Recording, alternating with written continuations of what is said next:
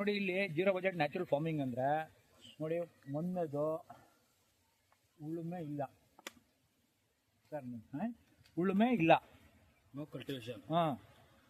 10% labour ಮತ್ತು ನೀರು 20%, ಎಷ್ಟು ಹೇಳಿ 20%, ಮತ್ತು ಯಾವುದೇ ರಾಸಾಯನಿಕ ಗೊಬ್ಬರ ಇಲ್ಲ, ಔಷಧಿ ಇಲ್ಲ, ಏನೂ ಇಲ್ಲ.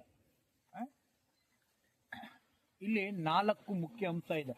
ಒಂದು ಬೀಜಾಮೃತ, ಎರಡನೇದು ಜೀವಾಮೃತ, ಮೂರನೇದು ಹೊದಿಕೆ, ನಾಲ್ಕನೇದು ಆರ್ದ್ರತೆ.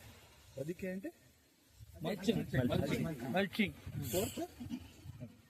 ಒಂದು ಬೀಜಾಮೃತ, ಜೀವಾಮೃತ, ಮಲ್ಚಿಂಗ್, ಹ್ಯುಮಿಡಿಟಿ ಮೇಂಟೆನೆನ್ಸ್,